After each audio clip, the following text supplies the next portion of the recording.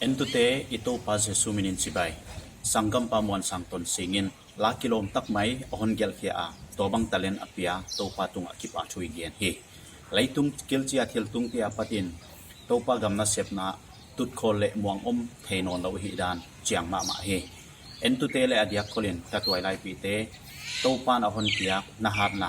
siam na le talente tang thu pa puan jang na dingin na zangut yam. Ito pa puan lap toy sang kom zelin gam chia tang thupa tang kopi ni agam na sep na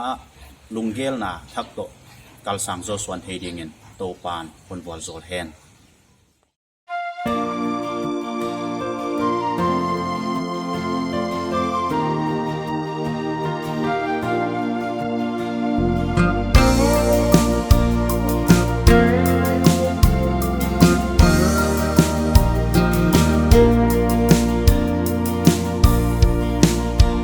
đằng chín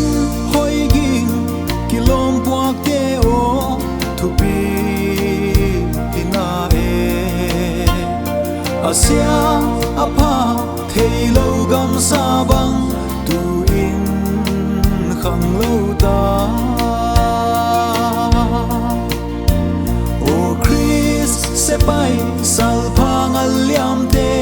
hai voal ai lo tang te ga swain apai apota ut kholai ding mo wangom lai ding mo sal swana sim thu va puak ve ni tang ton sina pan kha hot hian atan sam na dingun Chrisi san luang thei pi tu hi dia dat hiat hi e thon a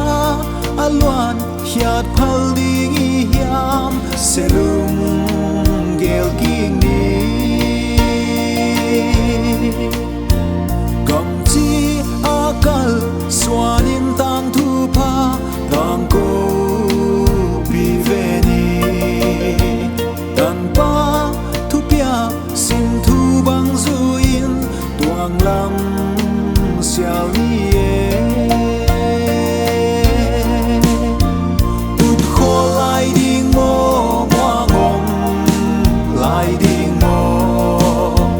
sal swana sim thu va puak ve ni e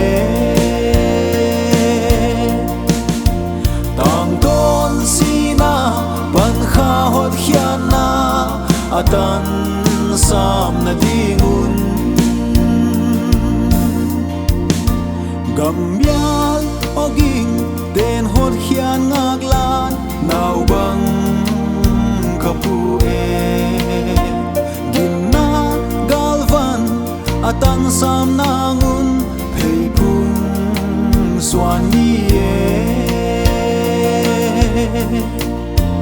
tuang lam masa sialin gam yala tui pi te paling alpha omega ito pa puan la lik sang zel ni o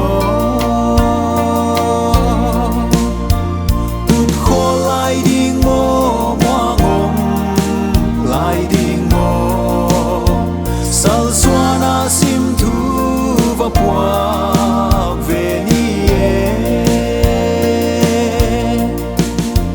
tang ton sina pan kha hot hian na atan sam na dingun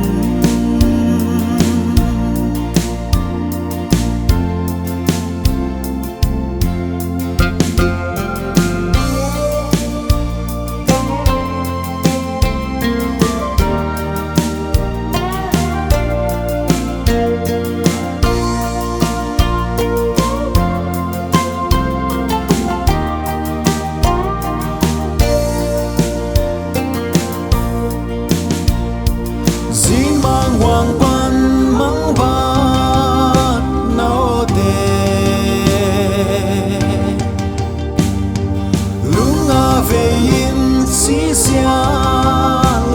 chuan ni gal kwal sa leng sian huai nan wal tung va bang i tuang ni